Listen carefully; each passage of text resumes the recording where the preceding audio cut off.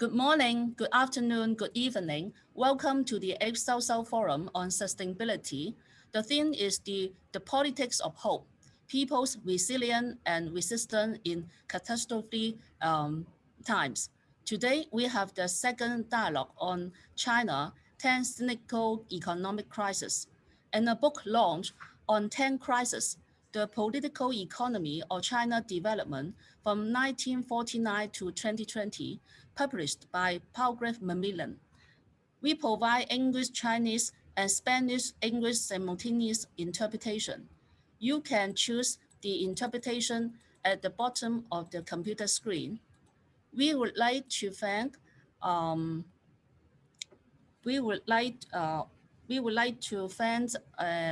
Dr. Erebus Wong and Huang Xiaomei, Maseda Pico, and Melissa Witheny. We particularly thank Dr. Erebus Wong to be an interpreter, as he is the main English translator of 10 Crises. May I first introduce the co-moderators for today's section. My name is Tsui, Margaret Jadi. I am Associate Professor at the Institute of Rural Reconstruction of China, Southwest University, China. I'm board member of Asian Regional Exchange for New Alternatives and one of the founding members of Global University for Sustainability. I have been actively involved in the rural reconstruction movement in China since 2000. Mr. He Zhixiong is a researcher with the program on Cultures of Sustainability, Center for Cultural Research and Development, Lingnan University. He is also an executive committee member of the Beijing Liangshu Ming Rural Reconstruction Center. Over the past 15 years, the center has set up more than 70 rural reconstruction experimental units throughout China and established partnerships with over 200 university students associations to support peasants and workers. As Professor Huang Ping has other obligations, he will leave soon, so we would like to invite him to say something first after Professor Wen's presentation. Let me introduce him. Professor Huang Ping is currently the director of the Center for Taiwan, Hong Kong, and Macau Studies at the Chinese Academy of Social Science and executive vice president of the Chinese Institute of Hong Kong. He is formerly the director of the Institute of American Studies and the director of the Institute of European Studies at the Chinese Academy of Social Science, and the former executive editor-in-chief of Readings, 读书, among others. Today, we have our speaker, Professor Wen. Professor WEN Tiejun is director of the Center of Rural Revitalization, Peking University, Executive Dean of the Institute of Rural Reconstruction of China, Southwest University, and Executive Dean of the Institute of Rural Reconstruction of the Strict Fujian Agricultural Forestry University, China. He is a leading scholar on macroeconomics and agrarian issues, independent non-executive director of Postal Savings Bank of China, and policy advisor to the State Council and the Ministry of Ecology and Environment of China. Professor WEN Tiejun has a wide readership across official institutions, academics, mass media, and grassroots communities. Apart from being a well-known expert of agrarian issues and policy advisor, he is a scholar activist who has initiated the rural reconstruction movement in contemporary China from 2000 to the present, particularly promoting agroecology, sustainability, and rural regeneration. He is deeply involved in defending the livelihoods of small peasantry. In 1968, when he was 17 years old, he was sent to mountain areas in Shaanxi province to work as a peasant. There, he worked as a truck driver for 2 years and later as a service worker for 4 years. He entered university when he turned 28 years old. His world vision has been shaped by 11 years of working with and learning from peasants and workers. This grassroots experience have great influence on his rural sustainability experiment and policy research. He is named by the media as an expert of Sanong issues. It means free agrarian issues, peasant, village, and agriculture. That means who is doing studies by foot. That is by actual visits to local communities. He has delivered lectures and provide training programs to tens of thousands of students, peasants, peasant workers, and government officers. Next, Zhixiong will say something about Professor WEN Tiejun in mainland China. He's also one of the most insightful researchers elaborating China's history and development experience by political economy. Professor Wen's web lecture series, The 10 Crises, are highly popular in all major social media platforms in China. The explanation of Chinese history after 1949 is different from the mainstream ideological and orthodox perspective, both left and right. From the vantage point of China's pursuit of industrialization, Professor Wen emphasized the cost of primitive accumulation of capital, given China's limited resources and institutional constraints. Besides its domestic condition, China has also been conditioned by external geopolitical configuration dominated by two superpowers contesting for global hegemony.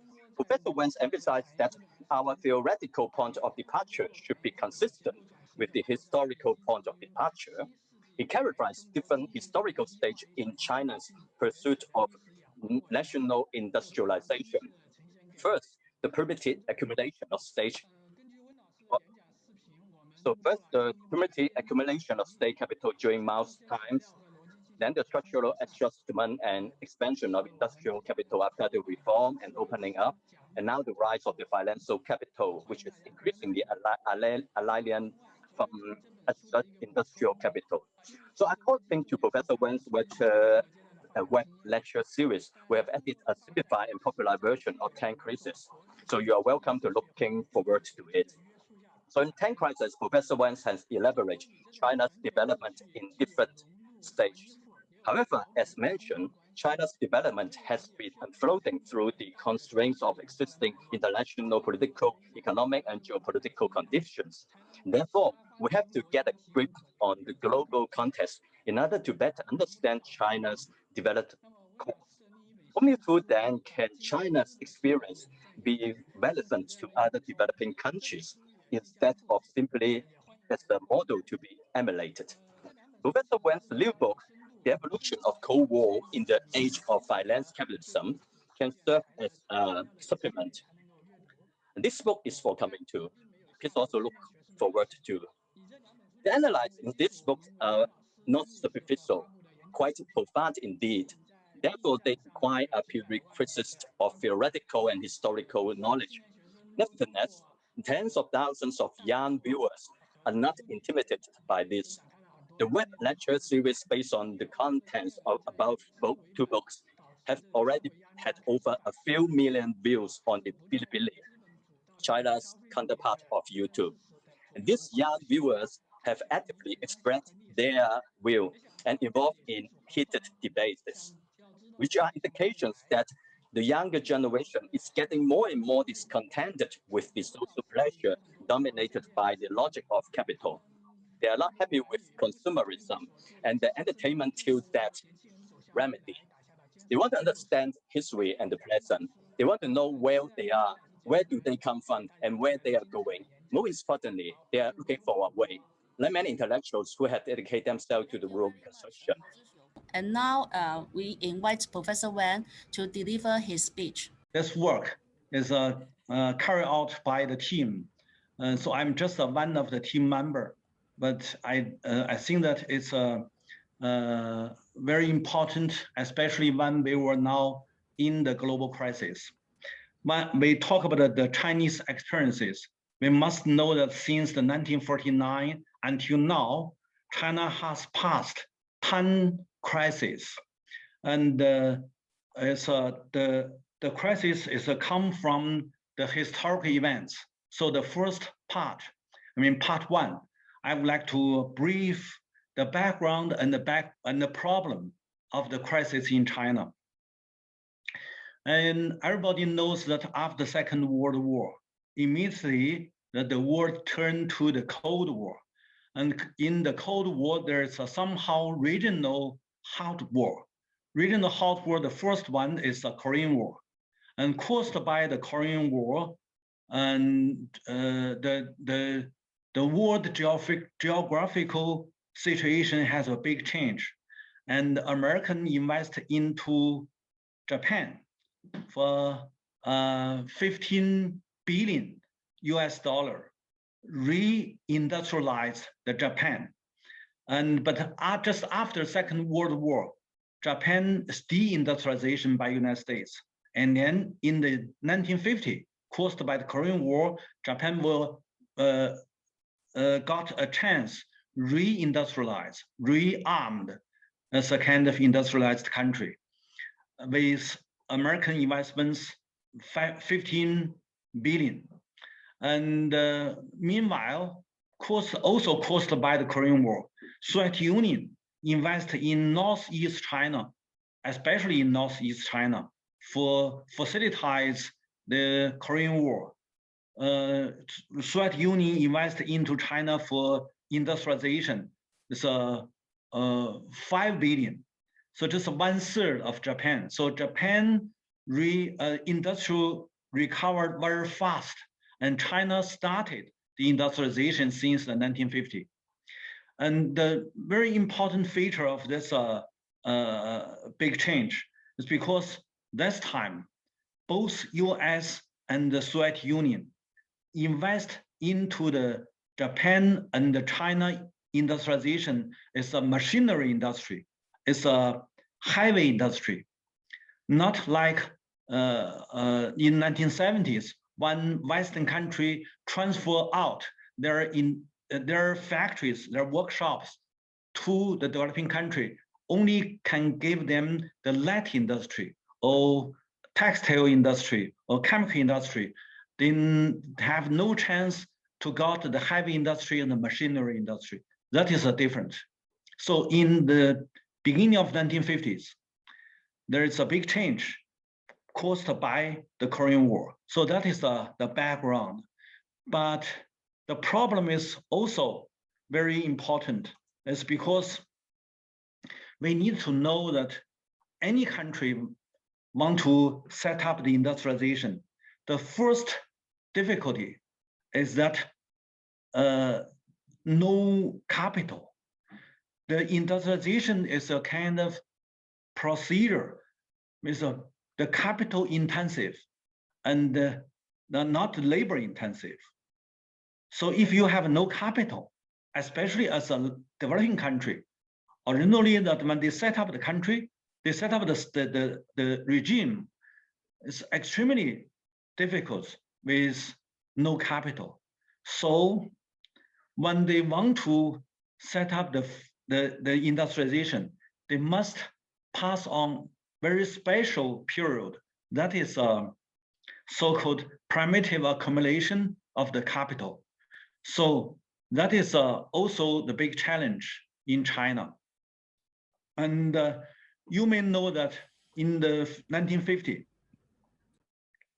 China just carried out the land reform by the land revolutionary war. The outcome of this revolutionary war is that every small households farming reset up by redistribute the land to every small household in rural China. You know that it's a very interesting phenomenon. If you give a small piece of land to every household, the peasants will pay their labor for their family life, but they don't need to go to the market to buy the industrial matters, these products, like the so-called the commercial goods. So they would like to have their very traditional life. So it means that if you give small piece of land to every household in countryside, it means that there will be no way for take the surplus from the peasants for the primitive accumulation of the industrialization. So that is a kind of contradiction. So people like to have a piece of land as a kind of property for their family life, for their family's life, but they wouldn't like to contribute to the national industrialization. So when the 1950, caused by the Korean War, when Soviet Union invest the heavy industry in China, it also means another obstacle, another contradiction.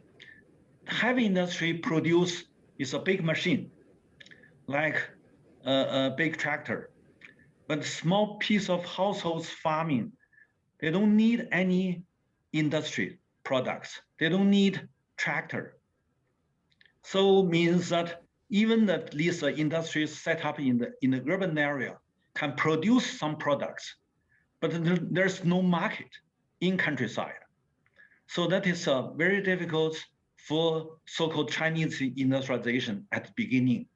So that is also why we need to redefine the main concepts with the general significance. When we are trying to, almost all of our developing countries, we want to set up the modernization, but modernization in last century is what? Is industrialization plus urbanization. Both need big capital investments, but unfortunately, we have no capital.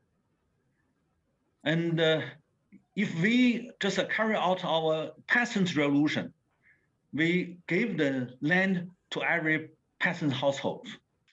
So when we talk about the Western-centric ideology, and we are easier to make China as a kind of communist country or socialist country. But socialism, if you read Marxism, you may know that socialism caused by the socialized industrialization by big industries, not by agriculture, not by small peasant households agriculture. So when China carry out the land revolution, when they set up this set up this country by redistribute the land to every peasant households, it means that they will have no way to set up the industrialization. So that is a contradiction. So when we talk about modernization, we need to say that whatever ism, just go beyond the ideology. You may know that it's a kind of historical era in which capital and concomitant risks are both concentrated in the cities, means that urban created a lot of risks and finally turned to the crisis. And then this cyclical crisis happened, means that the large number of the economic cost must transfer out from the urban, from the city to the countryside. So if there's no countryside to take this big cost from the cyclical crisis, this country will be the loser. So that is not only the contradiction, but also the reality of the industrialization in China. So that is also need to redefine the concept of the capital. Whatever ownership, you can see that it's a state ownership or the private ownership, but indeed, that is a kind of factor controlled by a few interest groups, engendering human alienation, which makes money the regnant power for capitalizing humans and the resources essential to human survival. Means that resources and human resources, natural resources are really for human survival. But when you are trying to set up the industrialization, you're facing the challenge of no capital. So you must give a priority to the capital. So by that kind of contradiction, any governments in developing countries, whatever institution, all set up pro-capital policy. That is the government's pro-capital. It means that cannot have a government's just neglect the capital shortage, and then only for the social justice. But the governments, if they set up the long-term property, a long-term purpose for the whole of the people, contribute whatever they have, set up the national industrialization, and then they will share the interest of the industrialization. That may easier to mobilize the people to join this movement. So that is different. And so the Chinese governments, when they have no capital, what they can do is just give a long-term purpose to all people, and then mobilize a billion population to join the construction in name of socialist industrialization. So, but the capital play a very important role. It's a key role. It's they have a kind of regulation. When you set up this capital, the capital move by the initial regulation. So the institutional transition, whatever decisions you can claim as a modernization, you can claim of the privatization, you can claim of the public whatever. These decisions is just the name, but indeed you need to observe what is the regulation of the capital movements. So the capital move by its own regulation. So that is no matter you announce, you believe what kind of ism, what kind of decision, what kind of institution, but indeed the capital move on by himself. So that is we need to first clear to knowledge, and then we also need to know that no matter whatever country, when you just enter the era of the industrialization, cyclical crisis must be the regulation. So that is a kind of objective rule. It's universal applied. So when we were in the old China, not in new China, we also have a kind of, the old China also have the similar problem. So the Republic of China failed in Western model modernization. So you can read the book. It's give you a very detailed explanation about the old China, how old China failed. So the crisis in early new China, in name of when new China founded, it's in name of new democracy, but indeed China believe we need to set up the nationalist bourgeoisie capitalism, or bourgeois nationalist capitalism. That is in the beginning of the 1949 to 1950, in name of new democracy era. And it's that is a kind of the first period for setting up the industrialization. But immediately, China aware is old China's problem happened again. That is a high inflation, because almost all of these private company, when they facing the challenge of a high inflation, they cannot just run their physical production, but use their money for the stock market or exchange market. It means that when they want to set up the capitalist system, they're facing the challenge by capitalism itself. So, and it's a big lesson for the new authority when they just take the big city, and when they move from the countryside into the big city, immediately they are facing the challenge from the capital allocated in the city. So means that the first crisis happened in New China in the year 1949 to 1950, is that created by the nationalist capitalism itself. So the first crisis make the Chinese authority aware that they cannot just rely on the nationalist capitalism. They got to change their institution by mobilize the billion people. At that time, it's not billion. It's just 500 million. They got to mobilize 500 million population to join the revolution.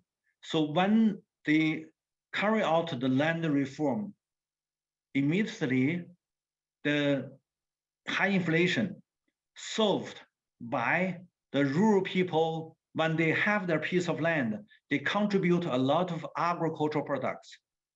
And then when they supply enough agricultural products, no matter it's cotton, it's grain, okay, the market price decreased. So the high inflation also solved by the peasants contribute a lot of agricultural products. And so this capitalist company in the cities also facing enough supply, so they cannot use their money to set up the store and then for the high price. So means that the first crisis happened in China solved not by the modernized measures taken by the central governments or local governments. It's recovered by the land reform. By at that time, 88% of the population is rural people. By this large number of rural people contribute a lot of agricultural products to make the price decreased. So that is a very interesting story. You may know that how China solved the problem by not by modernization, not by modern governments, but by traditional. You know, the household farming is 100 years, 1,000 years, it's 10,000 years traditional lifestyles. So when China reset up the traditional agricultural system, happily they solved the problem in the city, by the modern economy. So the crisis created by the modern economy, but solved by the traditional economy. That is very interesting. And from these experiences, we create the kind of two different model of the accumulation. So in New China, what kind of accumulation? In Old China, what kind of accumulation? It's both for the capital in the industrialization. So we can do the comparative study.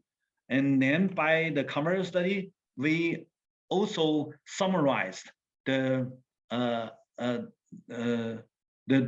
crisis in the 60 years of the before China merged into the globalization. I mean, it's a globalization is another kind of the crisis. But when China joined the Korean War in 1950, immediately United States and other Western modernized country all blocked China since 1950. So China got the facilities from Soviet Union, but in 1960, Soviet Union also blocked China. So means that from 1960, China was delinking with modernized big power. So no matter Soviet Union, no matter United States, both delinking China. So from that time, the problem in China is that China also needs to continue the industrialization. Industrialization need capital primitive accumulation, but there's no any foreign capital, no any foreign investments. So by an independent developing country itself want to implement the industrialization, they must have the foreign capital, but the foreign capital, no matter what kind of foreign capital flow in, immediately turn to the foreign debts. So from the 1960, and when Soviet Union stopped investing into China, want China to pay back the debts, so that it turned to 2 times crisis in 1960, and also in the beginning of 1960, and also in the late 1960. So the first foreign capital invested into China turned to 2 times crisis. That is, we said the debt crisis, foreign debt crisis. And then after 1960s, from the beginning of the 1970s, United States reset up the foreign diplomatic relation with China and release the delinking measures, the block measures. So China take this chance to use the foreign capital to import the foreign machines from Western country, and also the foreign know-how, techniques. So that is from the beginning of 1970, immediately turned to another 2 times crisis, because almost all of these foreign investments turn to the foreign debts. And there is a kind of very interesting phenomena that whenever developing country want to have the foreign investments, you want to buy the facilities, machines, and you cannot get the modern one. You only can have a second-hand facilities, machines. So when China import these machines and whatever, it's not easy to use these machines to produce the products to export to the Western country.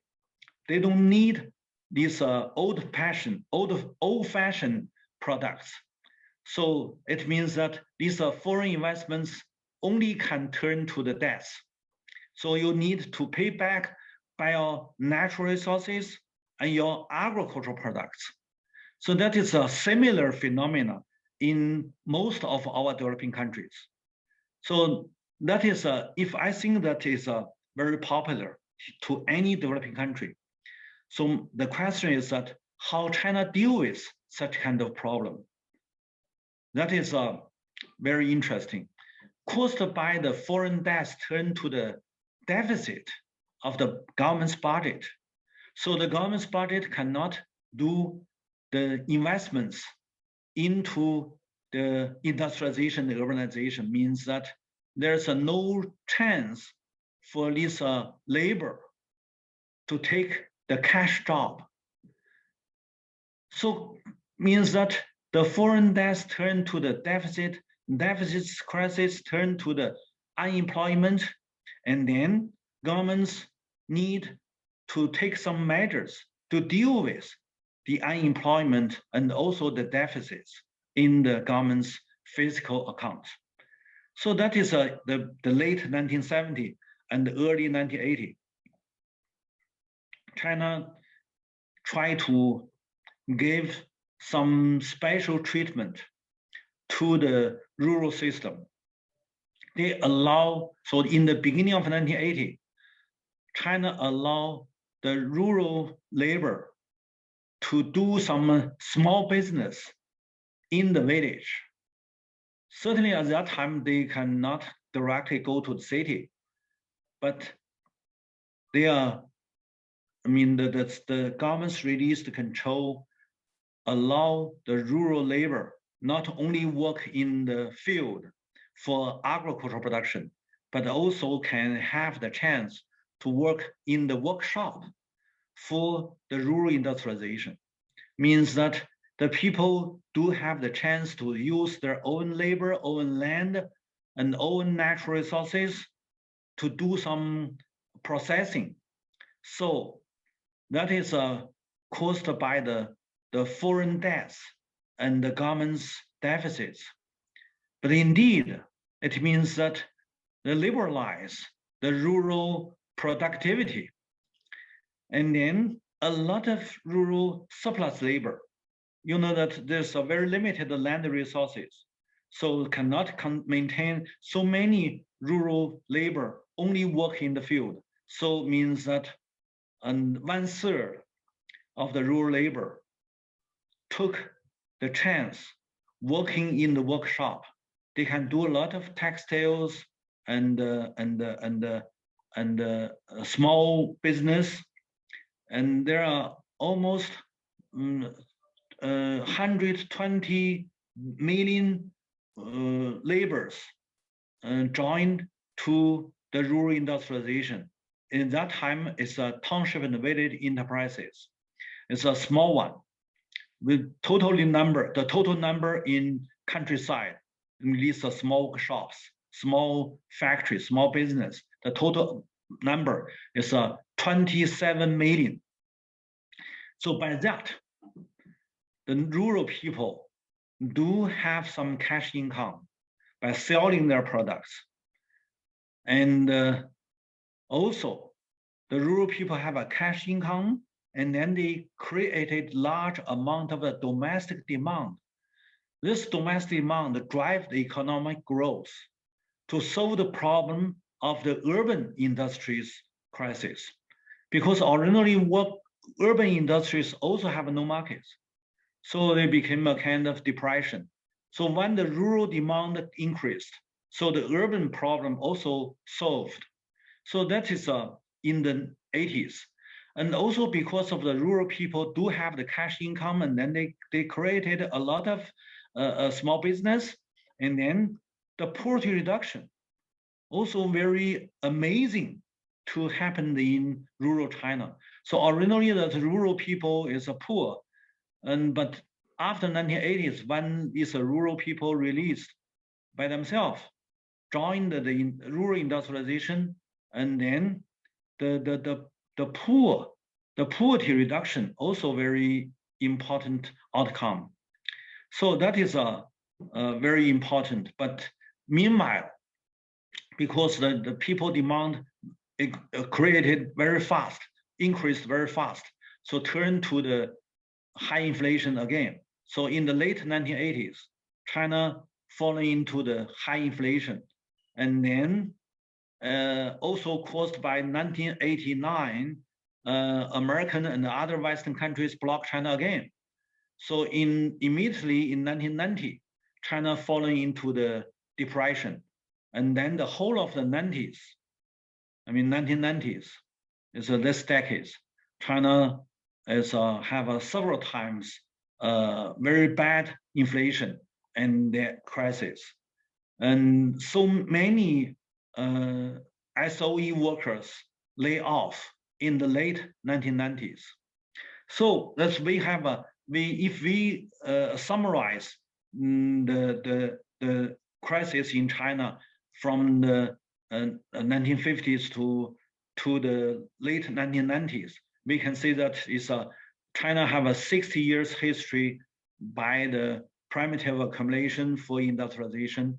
and then 4 times to have foreign investments flow into China, and then turn to the crisis regularly.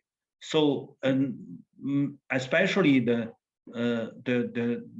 foreign capital turn to the foreign debts turn to the deficits, and deficit turn to the unemployment. And if you solve the problem, then you created another inflation. So that is a kind of regulation. And so,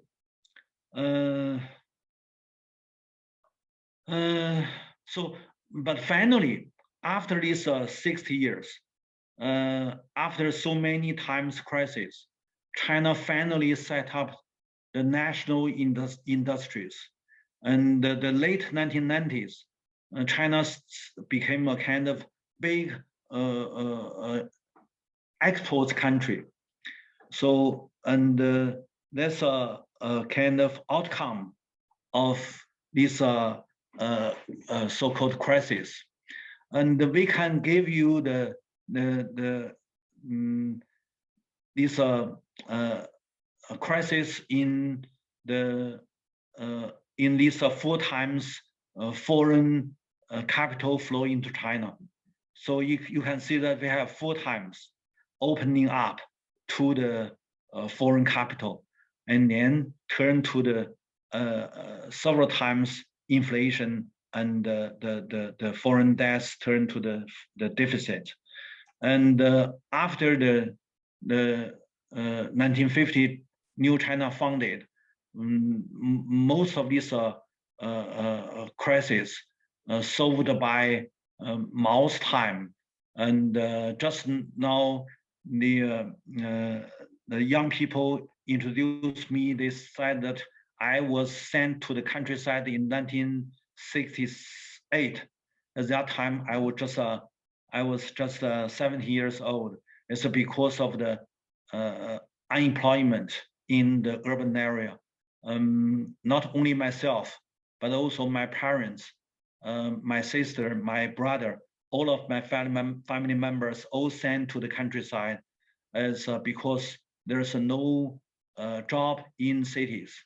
So we have because of the dual system in China, urban and the rural, is a kind of different society.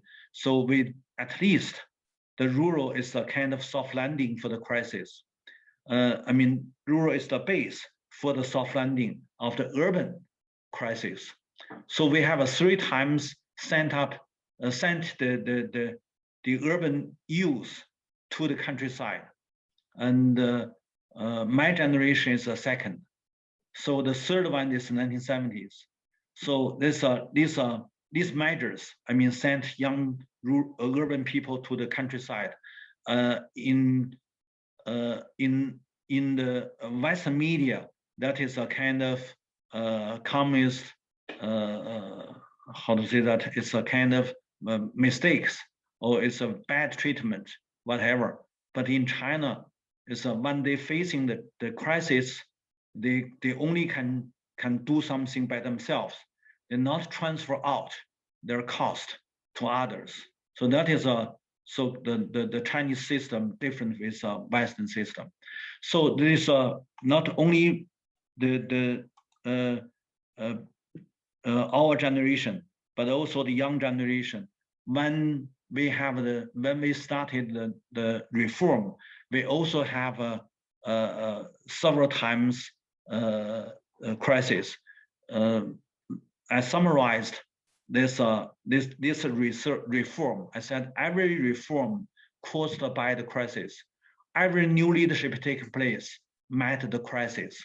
So they got to keep going of their reform, because when they took the power, they need to facing the challenge of the crisis. So that is how to understand the Chinese political regime and the economic system. So it's caused by that. If you deepen your study into the budget system, you can find that the long-termly Chinese central cannot control local. The local is more independent, because the budget system, the local long-termly control their own budget. So they may not just follow the central. So there will be no such kind of dedicated system or totalitarian system, whatever. It's because of there's no economic base. And when we joined the globalization, we met more severe crisis caused by input the crisis. That's a picture to show that how China contribute to the so-called global capital markets led by United States and the other Western countries. China gave very low price commercial goods to the Western countries and then got this paper money.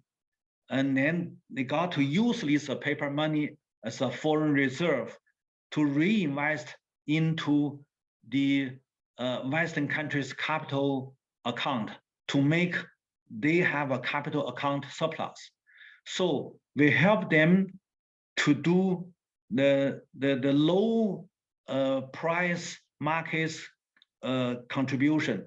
We also help them to do enough capital account surplus, so we contribute 2 times to these Western countries. So that is so-called the global globalization order. So that is why the United States and other Western countries said that we cannot allow China join the new orders set up. Means that you want to setting up the new order, but not joined by these contribution countries, only by these countries to absorb these contributions. So that is unfair. So, but how they deal with, as at least they need to notice, they need to aware what kind of position they have. So we have a kind of curves to show that what is a so-called smiling curve, which the different country can position themselves into different how to say advantage or disadvantage. They may know that even they have a large amount of GDP, but indeed this GDP just a kind of indicator. They cannot just give you the position. They cannot position you where you are. So this one, I think that if you have time, you may do some detailed understanding to know what we have. So that is spanning curve of export-oriented economy. Nowadays, China became more and more deepened. That's a smiling curve. Means that very little interest live in the local, and large amount of the interest contribute to the capital investment country or to these so-called high technical countries. So such kind of things happened not only in China, but also in other different countries. So we try to summarize, we try to give you such kind of structure. So I hope you have a time to read it, and then you may know that what is your position. And then why such kind of globalization make we are in the disadvantaged position. It's because of the capitalist world. They change themselves regularly. So they also grow up by their rule. That is a financial capitalization. It means financial capitalization, financial globalization means a financial capital globalization to make the bubble, financial bubble, become larger and larger, but bubble cannot create any properties. The only way is to took the interest from these physical production countries. So these are pictures to show that they have their regulation. So we now must know that when we facing this, when we more and more aware what kind of position we are, where we are trying to change something, we are trying to do something. That is that we need to turn back our eye inside we need to pay more attention to this big continental country. So since the 21st century, China tried to change the strategy, more invest into the local, not more invest for the globalization. So that is a very big difference. So nowadays, we have in China, we have a set up, that is 1,300 trillion Chinese yuan as a physical properties. It means that we have the large base as a physical properties. Based on that, we can create a lot of paper money by our own sovereignty.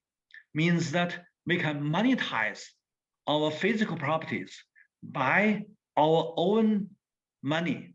That means your national sovereignty can control your money system.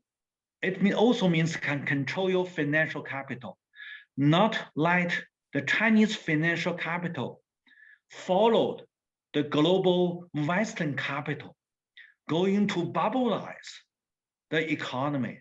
That will be big danger. So by this big change, originally that is no problem. This these Western capital, they are very happy to see that, okay, Chinese financial capital follow the way, follow the institutional path as a Western capital. So China will be soon become a kind of Western capitalized country. Okay, why not? So they said, okay, originally you followed us. Now you want to try to do something different. So we cannot allow you to do different. So what China did? China did that 3 rebalance. Originally, the coastal China developed more faster, and then people become rich, and large amount of the inland China people flow to the coastal area. They leave their poor family in the mountain area. This make a lot of tragedy. A lot of bad things happen. So nowadays, the Chinese Central make decision, change the national strategy, invest into the inland China. So they set up the Western development investments and the Northeast China, old industrial base, regeneration, and middle China rising, and several regional gap redevelopment investments. Total number is 9 trillion. Most of these investments from the local, from the central, by the budget bonds. So this is one. And then second is urban-rural became big gap. Okay, now special invest into the rural. So also more than 10 trillion, now it is 20 trillions by central budget investments. So now the pavement road, the electricity, the gas and the pipe water and the internet all built up in the countryside, in the village. So nowadays, even 99% of the households in countryside have the electricity. It means that large number of these small business can set up in the countryside, not be hustled in the big cities. And the poverty reduction. You all know that in the 2020, we finished the national strategy, means that the extremely poor solved. There will be no extremely poor in countryside. So by large number of these big investments into countryside, so China became a kind of not the Western model development. It's a typical Chinese featured socialist experiences. And by such kind of things, China became such a kind of country. So it's a historical change. We said we have a twin pyramids of stable social economic structure. What is that? Think about it's a big number of the local properties. I said it's a 1,300 trillion physical properties, physical assets in the local. And then based on that, we can have a financial asset. Now just 300 trillion, we can enlarge. And so that is a so-called pyramid. And then we also have a debts. Yes, but debts is also the assets. So we have a 60 trillion debts. But it's no any people very much concerned about this debts, because debts is also big buildings, it's pavement road, it's fast trains, it's a big port and airport and whatever. So it's just somehow the debts is not the bubble. Debts is physical assets. So by such kind of investments, China have a kind of social structure, and the large number of the local people, they became the so-called petty bourgeois, means that they owned their small properties. Almost every rural people, rural households, they have their apartments, they have their piece of land, they have their properties. And then the middle class also merged out. So nowadays we have almost 500 million middle class. And then we also have a 10% of population can say that it's a high class. But anyway, it's a both structure are stable. Means that there will be no big problems in China like United States. Give you an example, last year we have, 2020, we have almost 40 million people out of job. Among them, 30 million from countryside. But there's no street violence, no such kind of protests, because that the large number of the investment into countryside can absorb a large number of the labor, have a cash job in the constructions. So such kind of phenomena in China to make a lot of big change. Nowadays, we have a kind of rural revitalization. Rural revitalization means that we need to have a more investments, not only from the government's budget, but also from the society. Nowadays, there's a new movement, means that from the urban, a lot of middle class and lower middle class, they went to the countryside to merge into the rural area. And then they have their small business combining the local people. So there's a kind of merging or bridging urban and rural. It's a kind of two societies, originally it's a dual system, became together. So most of these new strategies in China, nowadays we can give a different path to know that China also, we summarize our crisis. We parted the crisis as a kind of domestic crisis by you import the foreign capital. And that is originally we have a so-called 7 crises before we joined the globalization. When we joined the globalization, that is 1998, and then 2008, and then 2020, we have another 3 times crisis. These are 3 crises caused by China joined the globalization. So the total amount is 10 crises. All have a different feature. So that is our work created by our team. I hope you have interesting to read it. Thank you very much.